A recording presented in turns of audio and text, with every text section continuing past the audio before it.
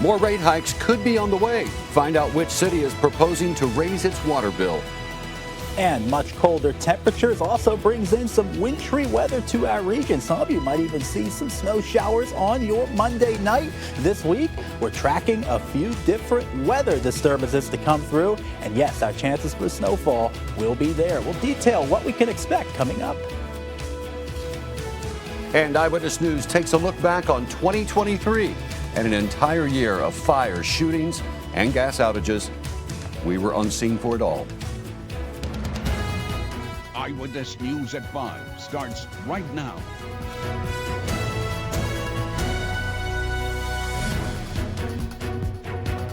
Good evening and Happy New Year. It is 2024. Hard to believe it. We hope you guys had a great weekend, but we're also coming to the new year with a little bit of snow. At least that's what you've been talking about. Yes, Dave. A few snowflakes have been around today, and we're still expecting some showers later tonight as well. And this is something new, Dante, because we've seen some snow, maybe little flurries here and there, mainly in the mountains, but we're going to see some of this in the valleys. Our pattern is changing outside. Good. A new year, kind of a clean sweep of the weather. No more warm temperatures. Winter is finally here in West Virginia, and we're seeing it tonight with these snow showers. Now, just very light activity has been continuing over the past few hours, but we will be seeing some more snow showers late tonight, and that could potentially produce a grassy coating on some of the untreated surfaces. Now, we're not expecting them to be very intense, but we are getting a flow of wind out of the west and the northwest, and that does bring in the chance for it. Now, about 7 to 9 o'clock tonight, we'll see another band. The heaviest of it will be in those northern and eastern counties here on your Monday night,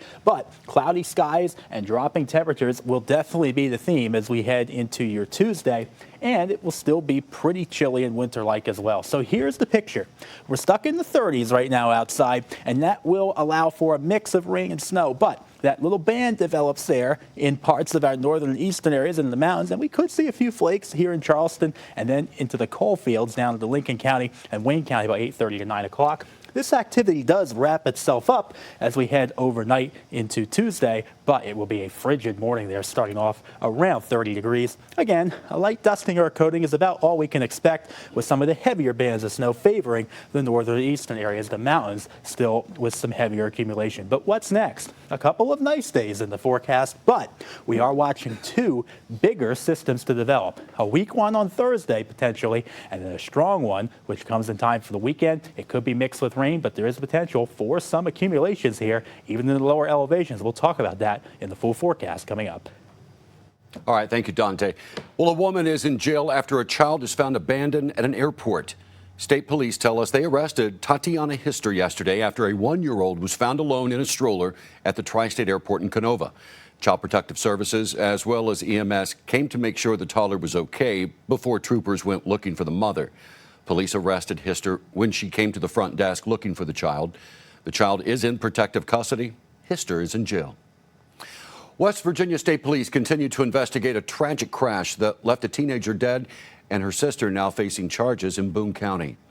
23-year-old Brandy Atkins, who is from Harts in Lincoln County, is now charged with DUI causing death following a wreck early Sunday morning.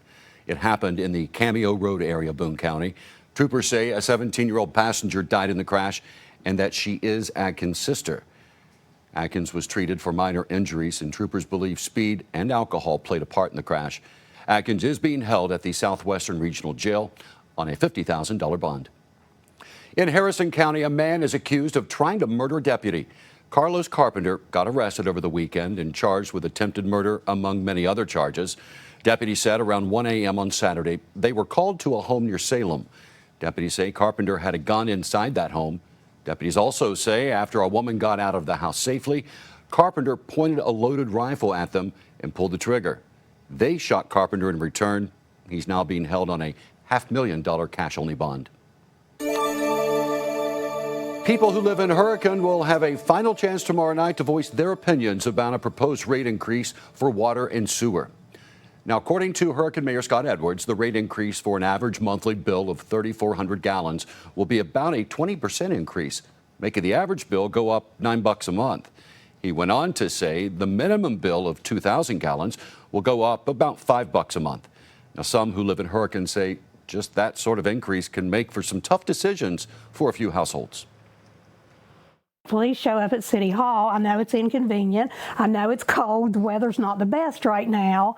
But, you know, if you don't show up and you don't show an interest, then whatever happens, you're just going to have to take it. That meeting will start 6:30 tomorrow night at Hurricane City Hall.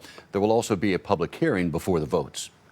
And some people are running straight into the new year with a 5K in St. Albans. Check this out. And they're off. This race marks the start of the Kanawha Valley 5K Winter Series. It's a 3-race series, and there's big prizes for the top finishers who run in all 3. The big thing with this race is, you know, it's New Year's Day. People have resolutions, and a lot of times people have those fitness resolutions, you know, go to the gym, start running, something like that. So we came up with this race 13 years ago to kind of get that started. And the next 2 races are the Dachshund Through the Snow 5K. That's on January 28th, and the Fix 'em 5K on February 24th. And you can help us welcome to the world Riley Josephine Corbin. She was born at CAMC 317 this morning. She's the first to be born in the area this year. Her parents, Kama and Hunter, are excited to bring her home to St. Albans soon. What a cutie. Well, the new year means big changes for West Virginia drivers who now will only have to get their cars inspected every 2 years. Yeah, the annual inspection requirement ended today thanks to new legislation. The bill will also double the charge for inspection stickers paid by the business to the state and increase the maximum fee for an inspection to $19 to account for inflation. West Virginia is one of only 11 states that require an annual inspection. And 2024 is shaping up to be a big year for West Virginia politics. State and national elections on the horizon, and the legislative session starts in just 9 days. Lawmakers will convene for the session on January 10th. That will be followed by the final State of the State address from Governor Jim Justice, who is now running for U.S. Senate. Key issues expected this session include rising premium costs for West Virginia PEIA insurance, the ongoing issue of correctional officer shortages in the state's jails, as well as the troubled foster care system, and finding a permanent funding source for volunteer fire departments. The governor says he supports a pay raise of at least 5% to teachers and other state employees, and the 60-day session will end at midnight on March 9th. Tomorrow marks 18 years since the Sago mine disaster in Upshur County killed 12 miners. Now, the blast and collapse trapped 13 miners for nearly 2 days. Only one person survived, Randall McCloy. It was the worst disaster in West Virginia since the 1968 Farmington mine disaster, but was exceeded 4 years later by the Upper Big Branch mine disaster, which killed 29 miners. The disaster got extensive news coverage worldwide after mining officials released incorrect information, leading many media outlets erroneously reporting that 12 of the miners survived. U.S. Senator Joe Manchin saying in a statement, "The anniversary of this tragedy reminds us that our miners are willing to risk their lives for us, and we owe it to them to prioritize their health and their safety." He went on to say that he and Gail will keep the miners' families and loved ones in their thoughts and prayers. He said they encourage all West Virginians to take a moment to remember and honor the 12 courageous West Virginians who gave the ultimate sacrifice for our great state and nation. Millions of workers in the Buckeye State are getting a pay bump starting today, and Ohio is one of the 25 states making that change. It's now $10.45 an hour for the majority of workers. This is because Ohio passed a state constitutional amendment in 2006 that tied the state's minimum wage to the rate of inflation. This new rate is well above the federal minimum wage, currently $7.25 per hour. And West Virginia and Kentucky will not make any changes to their minimum wages. As we move forward in 2024, we're looking back at some of the stories that we covered here at Eyewitness News. They're stories of tragedy and communities coming together. Take a look. To start all over like that, because you accumulate stuff with time and you work hard for it, and then it just goes up in smoke. Eyewitness News starts right now with breaking news. Dozens of people are now homeless. The fire is not under control. This is bad. This is real bad. We are considering beginning some demolition of the building. How are you holding up? Not good. I feel like I'm going to fall apart. Charleston's biggest fire in 40 years, dozens of families needing help. The community was here. To see people come together and stuff, you know, it helps restore your faith in humanity.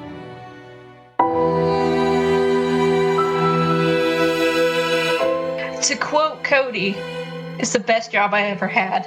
Every day, that's what he would say. He loved fighting fire. Cody, if you're looking down on us today, which I know you probably are, we love you, brother. We'll see you soon.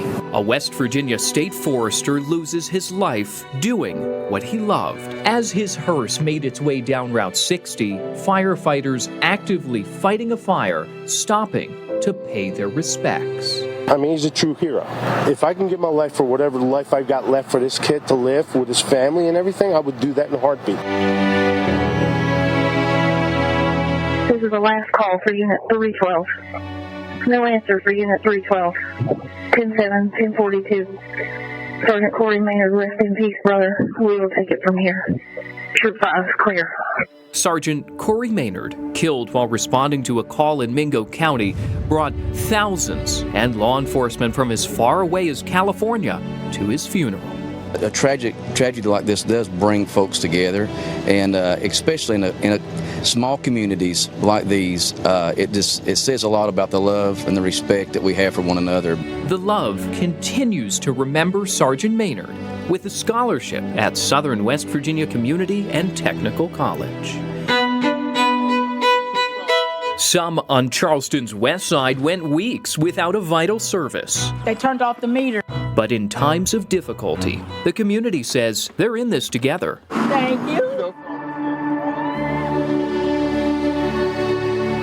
I have never seen people come together more in times of need and emergencies. That these people are incredible. Together, through strength and laughter. We're a strong community. We've been through the water crisis, so this one.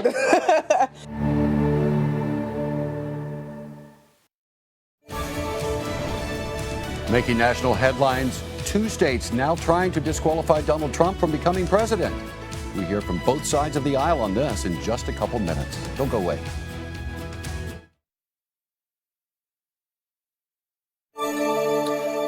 And making national headlines on the first day of the year, more pushback to that decision to disqualify former President Donald Trump from the primary ballot in 2 states.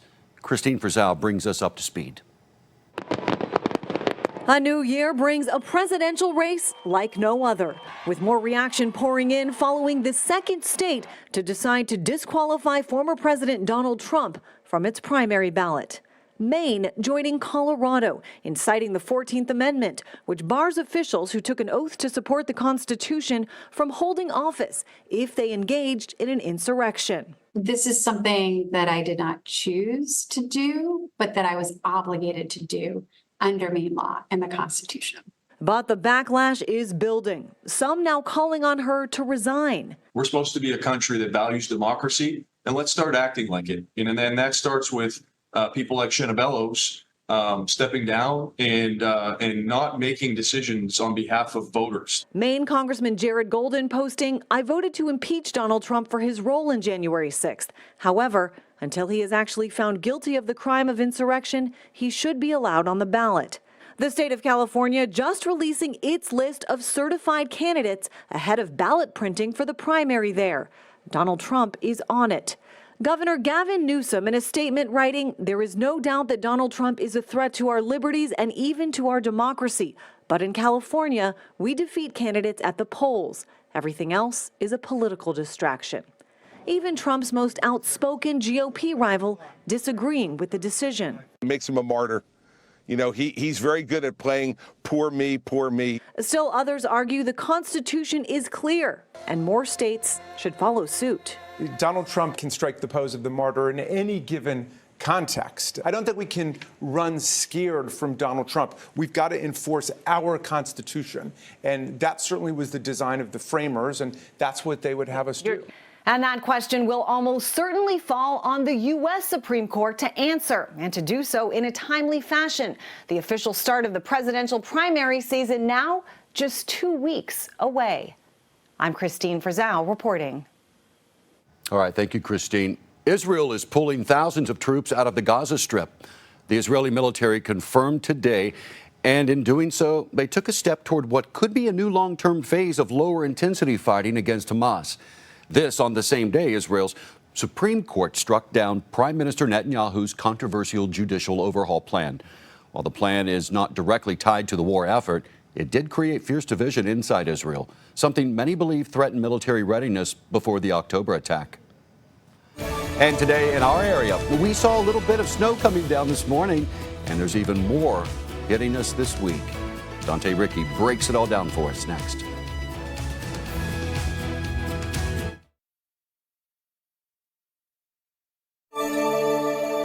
Making international headlines, here's a live look on the west coast of Japan, where millions are on high alert after a major 7.5 magnitude earthquake hit the western coast.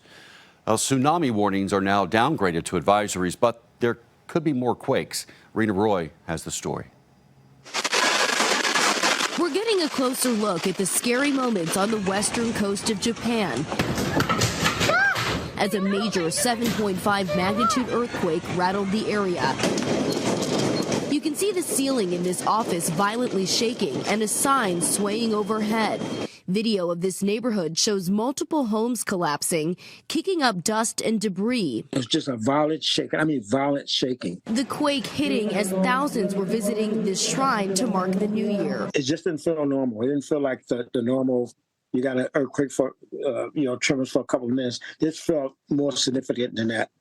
And it felt a lot more dangerous. People fleeing as the tremors continued. And ironically, you go there to pray for good luck, and everybody is traditional to do it the day after New Year's, and that's why it was so crowded. Government officials now assessing the damage, searching for anyone trapped. Tens of thousands without electricity and hundreds sleeping outside in below freezing temperatures, with at least 19 aftershocks already reported. For much of today, tsunami warnings in place, not only in Japan, but also in North Korea and eastern Russia. Authorities urging residents in the area to remain on alert as more earthquakes are likely. Rena Roy, ABC News, New York. All right, the new year and the weather pattern, well, it is starting off very winter-like. Cold temperatures as well, even potentially bringing us a few more snow showers tonight. Might try to mix with rain out there. The activity will be light. The heaviest of that might leave a dusting or a coating on some of those untreated surfaces, particularly the grass, as we head into Tuesday morning. It'll be a dry and chilly day tomorrow with a mix of sun and clouds, and that will be the case as well for Wednesday. I think that we're hopeful we'll get a little bit of sunshine as we head into both days, but those clouds start to thicken. Two separate systems make their way in. A light accumulation of snow possible Thursday with a cold front, and then a much stronger system comes in as we head into the weekend. A look at these chances for some rain, snow, and even a mix of rain and snow. Yes, where has winter been? Well, it's definitely a lot colder outside now, and that does mean the potential is there for a sloppy mess of some rain and even snow as we head into the next few days. But right now, some light snow showers have been continuing across our region here. And what's happening is we're getting a little bit of a flow of moisture off of the Great Lakes and Canada, and that comes with high pressure that will eventually slide in as we head into the middle of the week and calm us down for a couple of days. But as long as this flow continues behind yesterday's system, the potential is still there for a few more light snow showers as we head into your Monday night. So let's plan it out here on the Futurecast, perhaps mixing with a little bit of rain, but notice the intensity of this activity by 7 o'clock. Any place with these heavier snow showers could see a light coating within the next couple of hours. Not out of the question for it, but we're not expecting major impacts on the roadways. It will be fast moving. Later into tonight, the winds start to calm down just a little bit. The flow becomes more out of the west, and we lose the intensity of the snow showers to start Tuesday morning. A couple things, though. Very cold outside and cloudy, at least in the morning to start the day. So frigid cold. Bundle up the kids at the bus stop if anybody is going back to school tomorrow, but it will definitely be a little bit better by the afternoon. Notice how the clouds start to kind of remove from the picture here as we get to 2:30, 3 o'clock. If you're one of those people like me that has to do a run or exercise in the afternoon, well, might want to wait until right before sunset on your Tuesday, because that's our best opportunity to get some nicer conditions. It will be around 40 degrees outside there with some light winds as well into the picture. Wednesday, early in the morning, maybe a few peaks of sunshine, but the clouds start to fill in ahead of this cold front. which comes in late Wednesday night. That's when we could see a couple light snow showers. But Thursday morning, the best opportunity for about an inch or two of accumulating snow, even in the lower elevations as this passes. But by the afternoon, it will mostly be a wind-driven event into the mountains. So Thursday morning, that's an opportunity for some slick travel around here as well on the roads. Then our attention turns to Saturday. A storm develops in the central part of the country, makes its way eastward, and yes, we could potentially have some snowfall. Now, this type of system produces heavy, wet snow, but the exact track of the system really means a lot in terms of where you get rain, where you get freezing rain and ice, and then heavier snowfall. At this point in time, this projection is indicating the possibility for some snow Saturday and into Sunday. It would be the heavier, wet kind, but there could also be warmer air mixing in with those highs in the 40s, which could produce some more rain. So we'll keep a close watch on that system, and I'll give you another view of it coming up. All right, thank you, Dante. Looking ahead for 2024, we aren't quite sure what the weather has in store for the whole year, but here's what we do know. Big movies are hitting the cinema next year. The blockbuster tickets you'll want to snag. Next.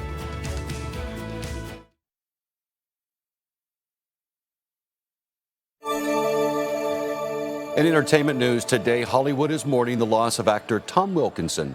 Wilkinson's family says he died suddenly at home on Saturday. The English-born actor had some 130 screen credits to his name. Some of his biggest roles include The Full Monty and Shakespeare in Love. He also received Oscar nominations for his roles in Michael Clayton and In the Bedroom. Wilkinson was 75 years old. And despite Hollywood strikes of last year, major movies are lined up to arrive in theaters this year. Rick Damigella reports. Reggae is a people music.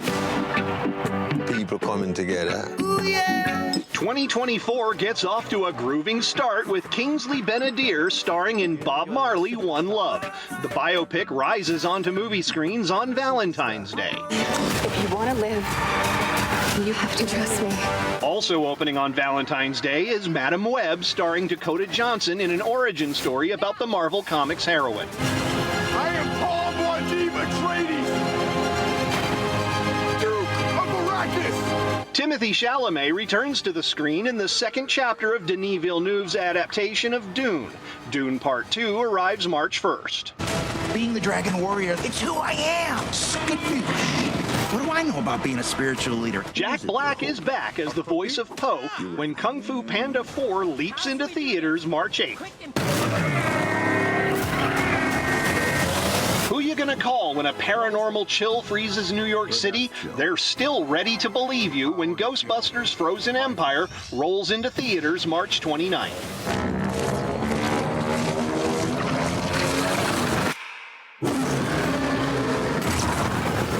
April 12th sees two Titanic movie monsters teaming up against a new menace as Godzilla x Kong: The New Empire stomps into cinemas. I'm the director. We're gonna set this man on fire. You're a stunt guy.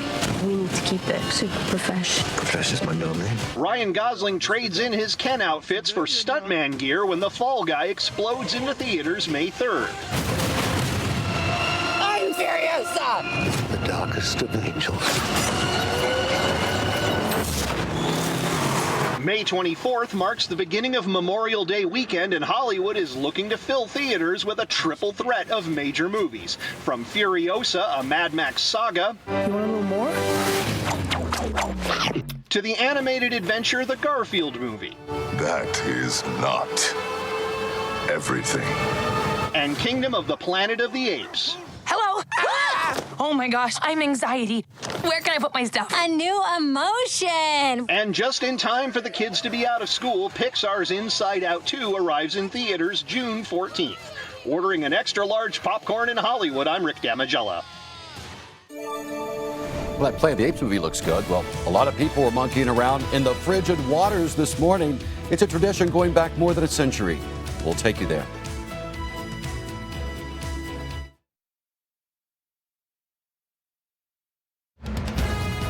Eyewitness News at 5:30 starts right now.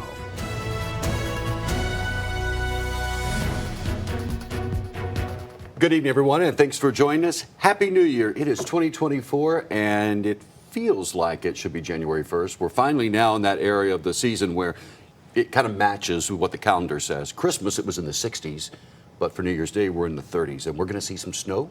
Big changes, Dave. That's right. Some snow showers even possible here on your Monday night. And into this week, the pattern, it's definitely colder outside. I mean, just right now, we've seen a few flakes across our region here in Huntington and even in Taves Valley and South Ridge. But our temperatures are cold. We've been stuck in the 30s throughout this evening, and it's not going to get a whole lot warmer into your Tuesday. Still a few light snow flurries and showers out there right now. This activity could try to mix with some rain, but now that we've lost the peak heating of the day, I think we're going to see some more snow showers develop. Now, part of this is from our Clipper system, which did pass through for the most part this morning, but there's still a flow of winds out of the north and west that is bringing in that colder air with a little bit of moisture. The Futurecast does show a development of another band of some snow showers here, which some of them are going to try and mix with rain. One or two of them will mix with rain, but notice how the intensity of some of them is stronger in the northern and eastern areas. Even down to the coal fields, we could have a light coating of snow as we head into your Monday night here. But waking up on Tuesday, it is going to be a lot colder outside, and we lose a lot of the moisture. Tuesday will be a dry day, but look at these temperatures, 20s and 30s to start off the morning. The cloud cover is going to settle in for a few hours, and then we're going to get a little bit of sunshine as we head into Wednesday as well. But two systems are approaching. A weaker one on Wednesday night and Thursday, which could bring a few snow showers to our region, and then a much stronger one for the weekend, increasing chances now for snow, and some of this could be accumulating with both events. I'll have the details for you coming up. Okay, this next story is great. We cover it every year, but you know, today's weather did not put a damper on a 2-decade-old Portsmouth New Year's Day tradition. At noon, about a couple dozen waded into the Ohio River and then immediately waded out. Gil McClanahan tells us it's all for a great cause. Take a look. For more than 20 years, this polar plunge has been a fun yet crazy way to raise money. Organizers call it Freezin' for a reason. The event attracts young and old and childhood friends. Emily Stone has been taking part for 6 years. Her two friends have been doing it for 2 years. I mean, was it hard to talk them into it? No. It was just a simple text, we're doing this, and they said, what time do we be there? Perhaps the hardest part of the event is waiting till the time comes to jump into the river, with people coming out as quickly as they jumped in. It's invigorating. You feel alive. For the Snell family, the polar plunge has become a family tradition. We do it in celebration of all the lives that were saved through recovery this year, and in memorial of all the lives that were lost. Well, it's cold right now. Yeah, I know, but I mean, I'm immune to it. How so? Well, I don't know. I just am. John Simon, American Legion Post 23 commander, says his brother and his friends started the polar plunge more than 20 years ago. They decided it'd be fun to go jump in the river on New Year's Day to ring in the new year. Well, people started showing up. A few years later, it turned into a fundraiser. This year's money will go to local veterans and rest homes and for their Christmas. And for those taking the polar plunge, it supplies them with memories that won't soon be forgotten. How was it? The coldest it's ever been. It was fun though, cold but fun. So the question still remains, just how cold was the water? The temperature on my phone says the outside temperature here is 36 degrees, and you can bet that the water is probably colder than that. In Portsmouth, Ohio, Gil McClanahan, Eyewitness News. And the only thing wrong with that story is Gil didn't get in the water. Maybe next year. Well, you know, right across the river from Portsmouth is Kentucky, and tomorrow begins the next session of the Kentucky General Assembly. So Republicans enter the session with supermajorities in both the House and Senate, meaning they have enough votes to override Democratic Governor Andy Beshear's vetoes. This will be a 60-day session because perhaps the most important bill lawmakers will be tackling is the 2-year state budget. Lawmakers will adjourn from this session in April. Also, Kentucky has a new attorney general. Russell Coleman, a Republican, is sworn in just after midnight as Kentucky's 52nd attorney general. He took the oath as his family watched. He succeeds Daniel Cameron, who ran for Kentucky governor but lost to Andy Beshear back in November. And according to News and World Report, there is a 4% spike in new gym members in the month of January alone. Gyms are full of people just trying to get a start on their New Year resolutions and burn that holiday weight. Now, locally, it seems we aren't exempt from the gym frenzy. The YMCA in Huntington had more than 200 people today, and due to the new year, they had to close a little early. I think it's a really good time of year just to reset, right? And we all set goals. For me, my fitness plan, about this time last year, I started coming to the Y, and every day I've tried to make some sort of incremental progress. And so again, it's just a really good time of year. And the Huntington YMCA has weights, cardio, swimming, and group classes. And it's recommended that beginners take it easy and just pace yourself to reduce the risk of injury and also maintain a healthy relationship with the weight room. So what if your New Year's resolution is to simply get outside more, get some fresh air? Well, at the Kanawha State Forest, plenty of chances to go on guided hikes today. They range from an easy-going trail spanning just over a quarter mile all the way to a more challenging 6-mile trail. All of these guided hikes completely free for anyone who showed up. All they want in return is for more people to come out and enjoy the beauty of nature in the Kanawha Valley.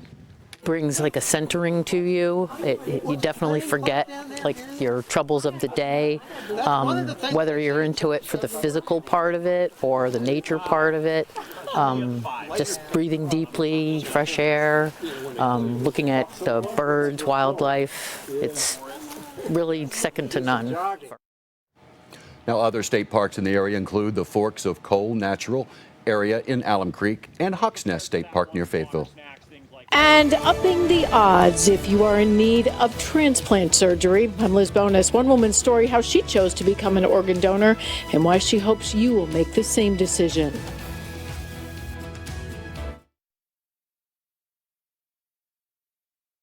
Eyewitness News Sky Team is sponsored by Go-Mart.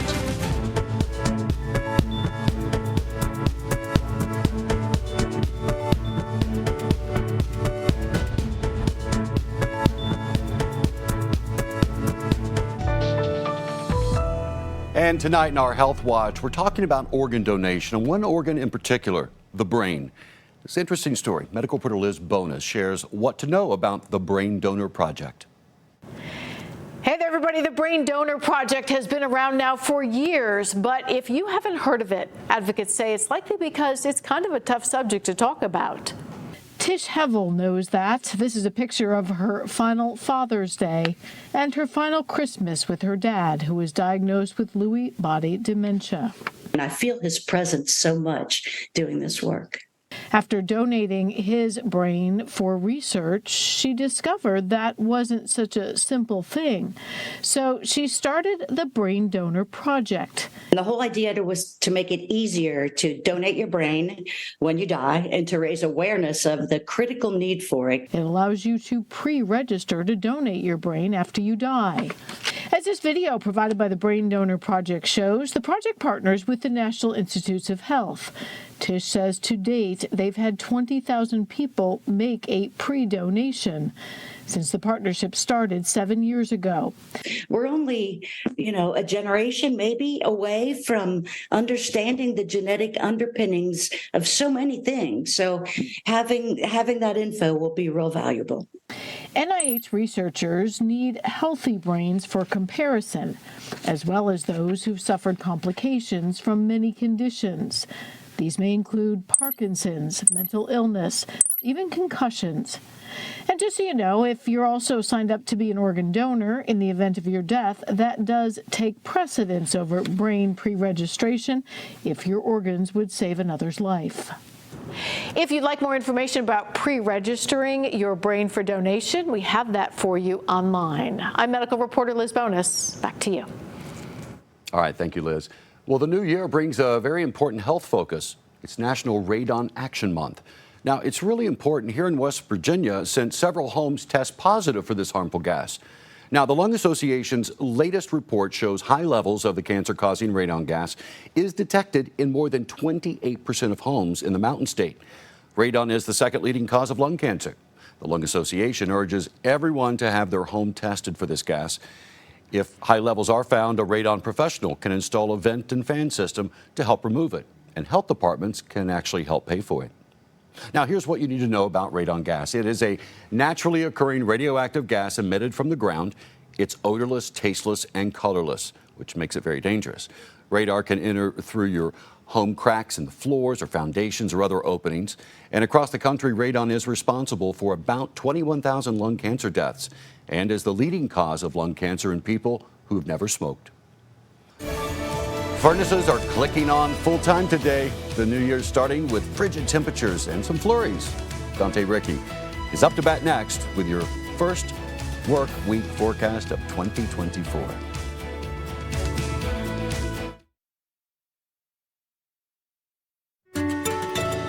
Well, it's a new year, new forecast, and we could have some snow on the ground. That's right, Dave. A light coating possible late tonight as well. And this week, the pattern a lot more colder outside. That means a few more chances for snow. Imagine that. Will the snow actually stick, or will it just stay for a while and then melt quickly? Oh, I think tonight will just be a real light accumulation, mainly on the grass here and there with the heavier bands. But later this week, yeah, we could see some accumulation and more significant snow gradually getting more intense with each separate event that comes through our region. But one thing is for certain, you can't have snow unless it's cold outside. And this week, the temperature is definitely getting into that more winter-like pattern into the 30s and 40s. Perhaps a little bit warmer tomorrow on your Tuesday. That's something nice to look forward to. But one system leads to the next, and that does drop our temperatures as we head even deeper into the month of January. But maybe today wasn't the best day to go for a hike, but take a look here Tuesday, tomorrow. I mean, by the afternoon, yeah, a little bit cloudy at times, but we will see some sunshine very late in the day. I know Kanawha State Forest, they gave their free hiking tours today as well. But if you have time on your Tuesday, might be a pretty good day this week to get that in. Wednesday as well, too, as a matter of fact. It just might be a little bit more cloudy outside there as well. So here's a look at what we have right now. A couple areas of light snow showers. These aren't really sticking to the ground, but they're definitely noticeable if you happen to be out and about.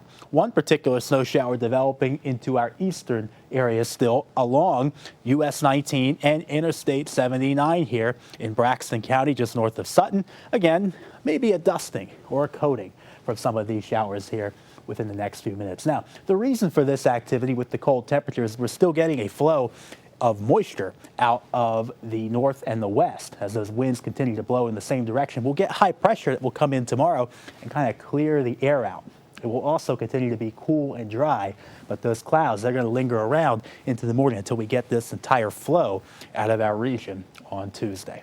So let's go to the Futurecast. We will see an increase in the shower activity. Now, this model is showing that it's trying to mix with some rain here, especially in our northern and western counties. But the most intense of the snow showers will still be to the north and east. And we could get a light coating or dusting if we get that changeover just in time here in Charleston. It will be close, could be mixed with rain though, but some of that heavier wet snow briefly would last, then move to the south and the east. So we start to clear out the air a little bit as we head late Monday night and into Tuesday. So still maybe a flurry or two early in the morning, but notice how much more cloudy it is. And it'll be frigid outside too. Temperatures in the 30s to start off the day tomorrow. But by the afternoon, we will get an improvement in conditions just like I talked about.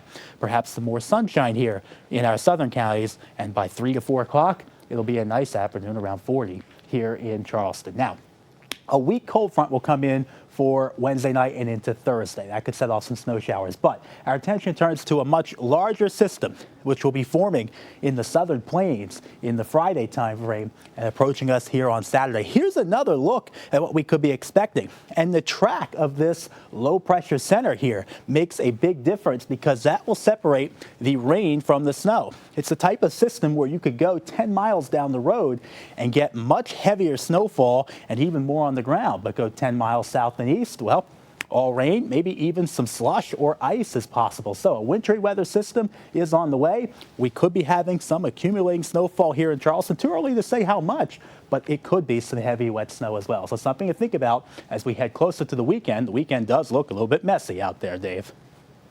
All right, thank you, Dante.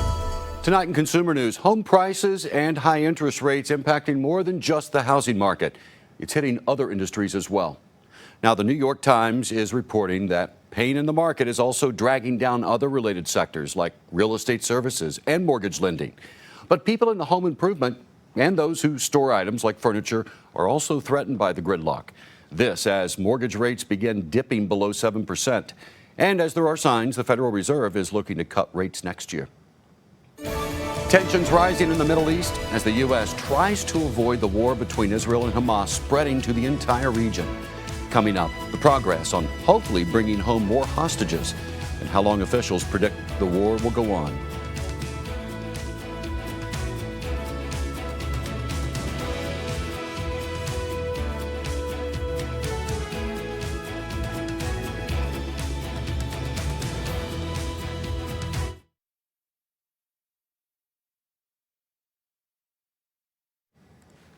Well, growing concerns for a wider Middle East conflict after the U.S. says they killed several Iran-backed Houthi rebels who attacked them in the Red Sea. The White House not backing down, vowing to continue acting in self-defense in the vital waterway. Now, the Houthis responding that they will not hesitate to confront any aggression. ABC's Em Nguyen is tracking the latest for us from Washington. The onset of the new year marking escalating tensions in the Middle East with growing concerns about the potential for a broader conflict. The U.S. appearing to get dragged in deeper as Iran-backed Houthi rebels from Yemen in the Red Sea launched more aggressive attacks against international vessels. The Houthis should stop these attacks. The U.S. saying Sunday Navy helicopters were under attack and forced to return fire in self-defense, sinking 3 Houthi boats, for the first time killing the crew on board. The Houthis saying they lost 10 members. The Iran-aligned group blamed for almost 24 attacks in the last 6 weeks, which they say are linked to the support of the Palestinians against Israel. We're going to put the kind of forces we need in the region to protect those interests. Today, the Iranian Foreign Ministry spokesperson Nasser Kanani accusing the U.S. of intensifying instability in the Red Sea region. Kanani also responding to Israel's strike last week that killed a senior Iranian officer in Syria, saying Iran retains the legal right to respond. This as fighting rages on in Gaza. The Israeli military saying they found numerous Hamas weapons, including explosives, in a Gaza kindergarten. Sunday, an Israeli strike killed at least 35 people in central Gaza, according to hospital officials. Hours later, on New Year's, Hamas militants fired a barrage of rockets into Israel, setting off sirens across the central and southern parts. No injuries reported. Israel's prime minister saying he believes the war will continue for many more months. Meanwhile, negotiators are seeking another exchange deal to help the dozens of remaining hostages being held in Gaza. But so far, Israel has resisted international calls for another ceasefire. Em Nguyen, ABC News, Washington. Well, coming up at 6, disgruntled residents in Hurricane. The possibility of higher water bills loom in the new year. We'll tell you why this could happen on the other side of the break.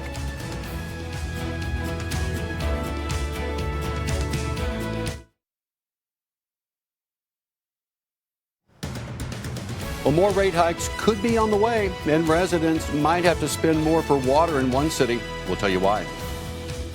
Colder temperatures means winter weather is definitely on the way. And here for tonight as well on your Monday evening, we might even see a few more snow showers and a light coating.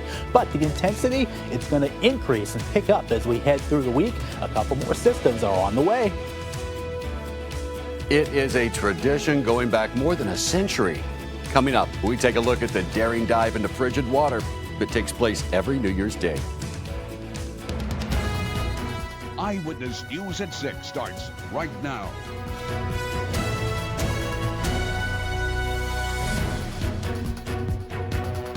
And good evening, everybody. Thanks for joining us today on this New Year's evening. And we hope you've had a great New Year's Day so far.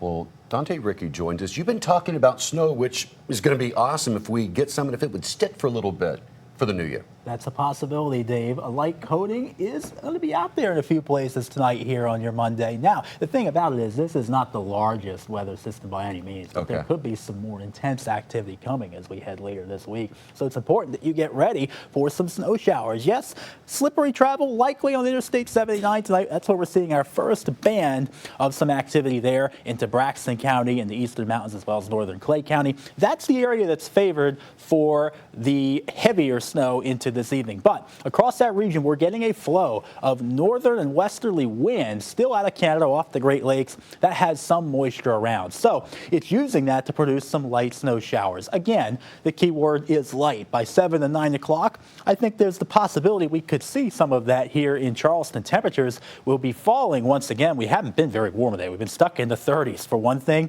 and we'll get that opportunity for a few more snow showers before the end of the night. Now, perhaps trying to mix with rain in our northern and western counties, but notice the intensity of this activity. The darker purple definitely could be fair game for a coating on the grass through this evening, but it will be spotty, and the heaviest will be into the eastern mountains still with the wind-driven snow showers. Now, we'll lose a lot of that moisture as we head into Tuesday, and the morning will start off rather cloudy, but Tuesday will be a nice and dry day, perhaps a little bit warmer in the temperature department. So I mentioned there's two more systems on the way later this week. We're watching a cold front that will come in and give us the opportunity for a light accumulation of snow late Wednesday into Thursday, then a much stronger system for the weekend, a tricky forecast, but also a mix of rain and snow, which could be sticking to the ground. And I'll have the details for you on that and the full forecast coming up. All right, thank you, Dante. Well, West Virginia State Police continue to investigate a tragic crash that left a teenager dead, and her sister is facing charges. This happened in Boone County. 23-year-old Brandy Atkins, who is from Harts in Lincoln County, is charged with DUI causing death following a wreck early Sunday morning. This happened in the Cameo Road area of the county. Troopers said a 17-year-old passenger died in the crash and that she is Atkins' sister. Atkins was treated for minor injuries. Troopers believe speed and alcohol played a part in this crash. Atkins is being held at the Southwestern Regional Jail on a $50,000 bond. Over in Harrison County, a man is accused of trying to murder a deputy. Carlos Carpenter got arrested over the weekend and charged with attempted murder, among other charges. Deputies say around 1 a.m. on Saturday, they were called to a home near Salem. Deputies say Carpenter had a gun inside that home, and they also say after a woman got out of the house safely, Carpenter then pointed a loaded rifle at them and pulled the trigger. They shot Carpenter in return. He's now being held on a $500,000 cash-only bond. People who live in Hurricane will have a final chance tomorrow night to voice their opinions about proposed rate increases for water and sewer. Tonight, Anna Saunders tells us the public hearing will happen tomorrow, right before the vote. Rate increases for both sewer and water in the city of Hurricane on the table at Tuesday night's city council meeting. If they both pass, they will go into effect 45 days from Tuesday. When Carol Hodges first got the letter last month that Hurricane City Council is considering a rate increase on her water and sewer, the only numbers on the letter were dates and times, not percentages or dollar figures about just how much the increase would be. None whatsoever. That kind of makes me fearful that people will say, well, he's probably going to, we're probably going to raise this couple bucks a month. That's not going to be it at all. That is very wrong.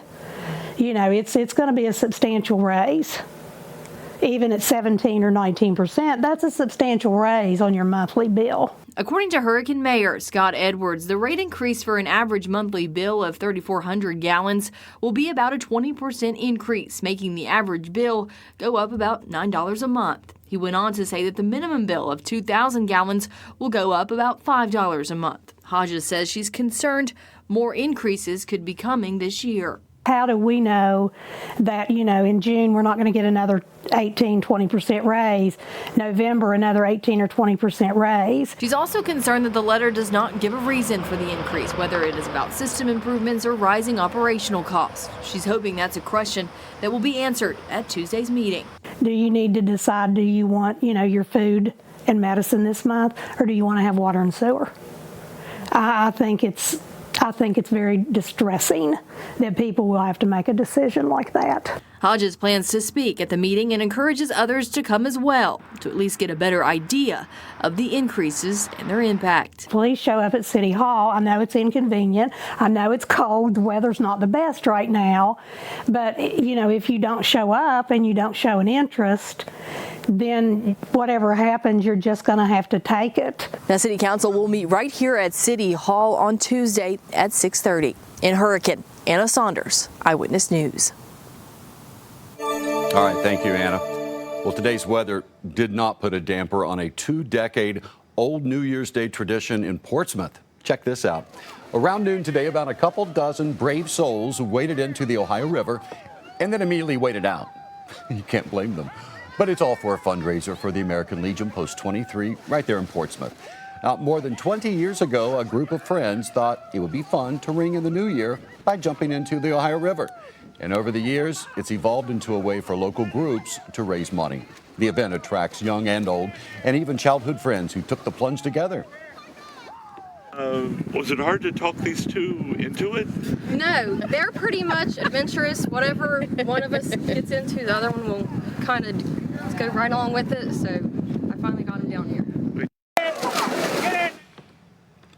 Organizers say the event usually attracts on average about 35 people who take that plunge. And according to News and World Report, there is a 4% spike now in new gym members in the month of January alone. Gyms are full of people just trying to get a start on their New Year resolutions and burn all that holiday weight off.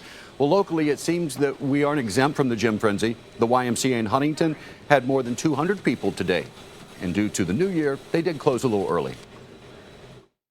Sometimes they've fallen away from their fitness goals. You eat a lot during the holidays and you're busy, and then all of a sudden you look and say, okay, it's the beginning of the year. I want to restart my fitness goals.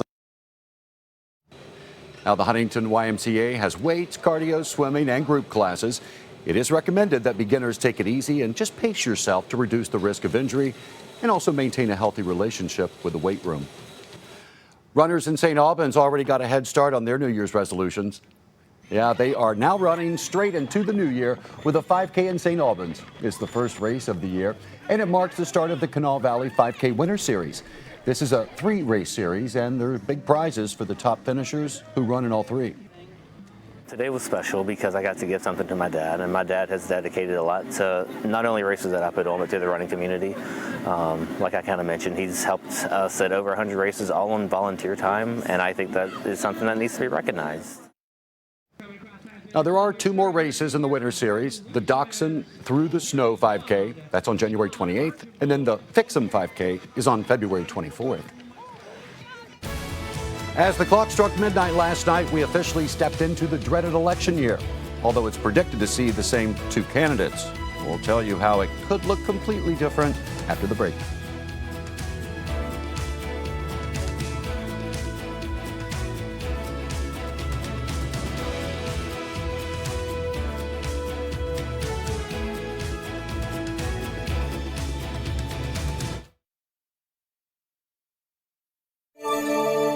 Making national headlines in 2 weeks, voting will take place at the Iowa caucuses. Conventional wisdom points to a rematch between President Joe Biden and former President Donald Trump in November. But because of all these legal clouds hovering over each of their heads, a contest between them this year will look nothing like 2020. Scott Thuman has more on this story for us from Washington. Campaigning this year could be complicated, to put it mildly, especially for those who appear to be the most likely of party nominees. After all, President Biden will begin the year still facing a potential impeachment if Republicans have their way, and Donald Trump, already twice impeached himself, is embroiled in a series of legal and civil cases spanning accusations of deceptive business practices to insurrection. Whether it is a court that determines he's unfit to hold office because he took up force against our Constitution, or because the electorate throws him out, I don't think it really matters if he's unfit to hold office. For Trump, the calendar is crowded with hearings right in the middle of stumping season. A scheduled court hearing for defamation claims the day after the Iowa caucus. The week after New Hampshire votes, it's a marketing scam trial. The federal criminal trial surrounding efforts to undermine the 2020 election proceeds the day before Super Tuesday, and a scattering of other court actions taking place both before and after the Republican nominating convention. I don't think there's enough here to justify a criminal prosecution against the leading candidate to replace the incumbent. That is what happens in banana republics. And even if President Biden can avoid the harshest of House punishments with impeachment. Representatives, what are you hoping to gain from an impeachment inquiry? All I can say is Donald J. Trump 2024, baby. His son Hunter will spark headlines with gun charges in February. and still to be determined dates for tax-related crimes and possibly contempt of Congress. Hunter Biden is of course not running for office, but in presidential politics, optics can matter.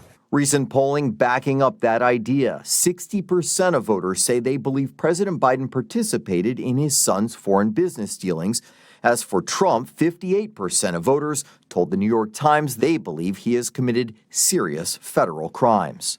That same poll reveals that more than half of voters have unfavorable views of both Trump and Biden, setting the stage for what could be a turbulent road to the White House. In Washington, I'm Scott Thuman. The new year brings in a change in the pattern. Colder temperatures, finally winter has arrived. But when it gets cold like this, our chances for snow, they return to West Virginia. We could be seeing some accumulation as we head through this week. Now, just a light amount of snow tonight, but gradually increasing the strength of each system as we head into Thursday. Another shot of colder air, and then the weekend, we're tracking a bigger storm to develop. I'll have the details on what we can expect here in our backyard in just a bit.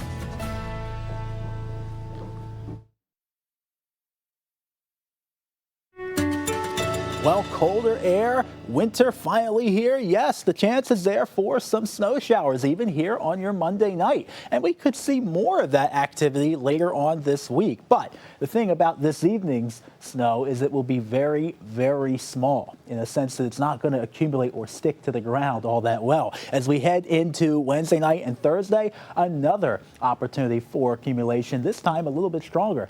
It's hard to put a number on it, but I would say 1 to 2 inches even here in Charleston is possible as a cold front comes in that time frame. Another drop in temperatures as well, and a couple dry days this week in between there, but the big system comes in this weekend as we head into Saturday night, even into Sunday. Chances for snow, even a wintry mix, some ice. That is increasing as we head into the new year. Now, looking at the radar, there are a few bands of snow showers still out there.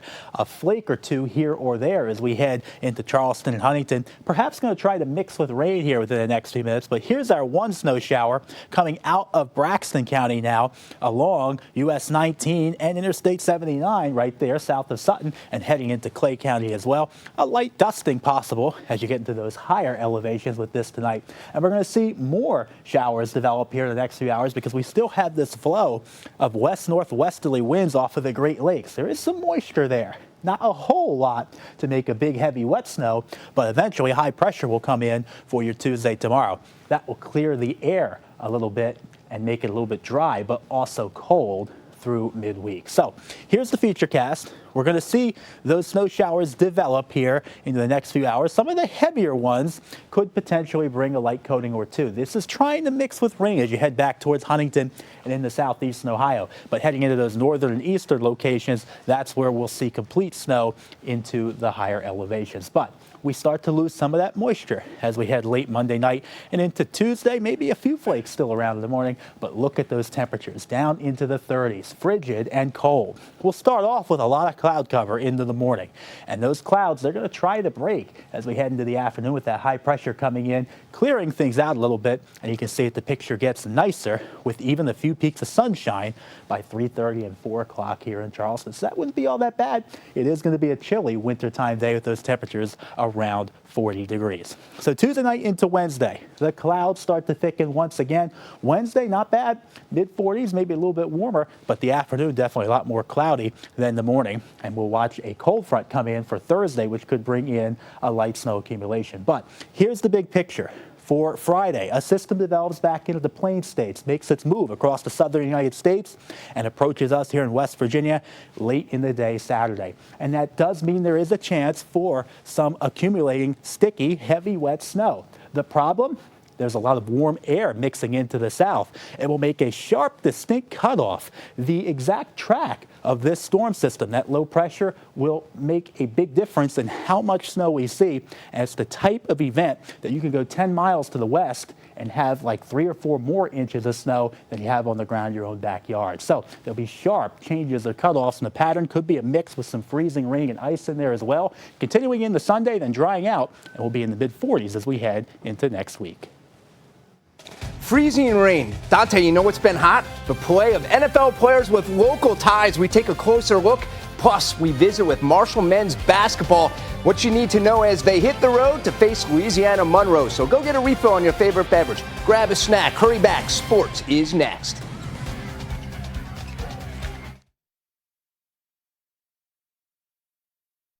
Eyewitness News Sky Team is sponsored by Go-Mart.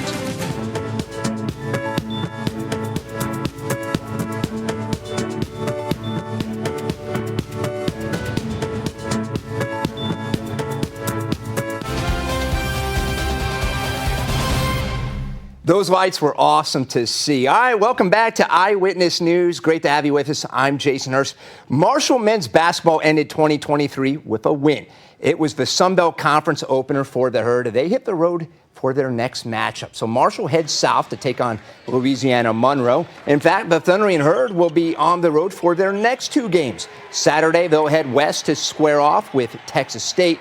Despite not shooting particularly well in the opener, Marshall did have 5 players score in double figures. The Herd were plus 10 in points off turnovers and won the rebounding battle. Marshall will look to stay aggressive on the road and pick up another W.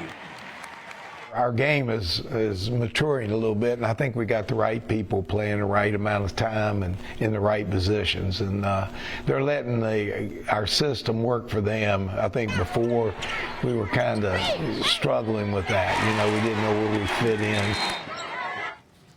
Up next, Marshall at UL Monroe, Wednesday at 7:30 from Monroe, Louisiana. West Virginia women move up a spot in the latest AP poll. Mountaineers are now ranked 24th in the country at 12-0. WVU is ranked for the second straight week. West Virginia is coming off a win over Kansas on the road in their conference opener. They're back in action on Wednesday against Cincinnati. Just one more week of NFL football left in the regular season, but in Week 17, a couple of players with local ties found a way to shine.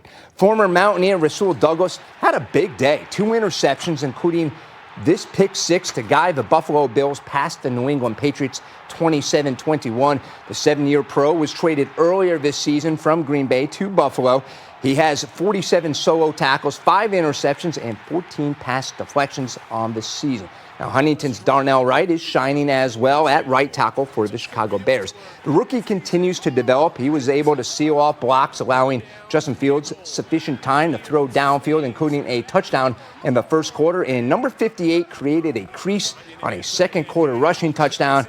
It all equates to a Bears win. They knocked off the Falcons 37-17. That is your sports for now. We'll be right back after the break.